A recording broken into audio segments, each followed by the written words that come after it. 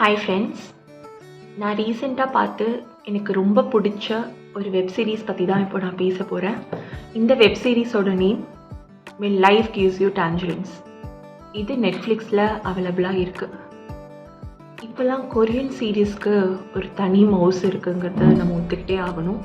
இதுக்கு என்ன காரணம் அப்படின்னு பார்த்தீங்கன்னா, அதில் வர க்யூட்டான ஹீரோயின்ஸ் அண்ட் ரொம்ப டீசெண்டான ரொம்ப என்கேஜிங்காக இருக்கிற ஸ்க்ரீன் ப்ளே அண்ட் நம்மளால் அதில் வர கேரக்டர்ஸோடு ஈஸியாக கனெக்ட் பண்ண முடியாது. இதெல்லாம் தான் இதுக்கு காரணம்.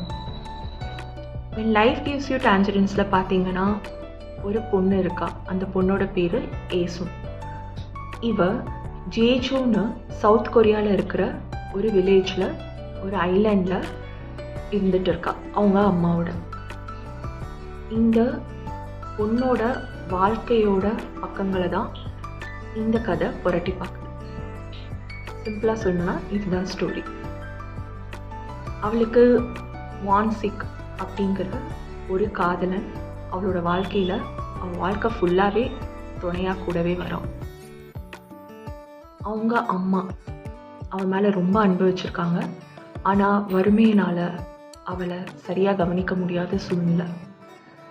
ஏசுனுக்கும் அவங்க அம்மாவுக்கும் நடுவில் இருக்கிற பாசப்பிணைப்பு, வான்சிக்கும் ஏசுனும் காதலிக்கிற தருணங்கள், அவங்க கல்யாணம் பண்ணதுக்கப்புறமா அவங்க ஃபேமிலி, அவங்களோட பசங்க, அவங்களுடைய லைஃப் ஸ்டோரிஸ் எல்லாமே ரொம்ப இன்ட்ரெஸ்டிங்காக, ரொம்ப என்கேஜிங்காக, ரொம்ப எமோஷ்னலாக எடுத்திருக்காங்க இந்த சீரீஸ்.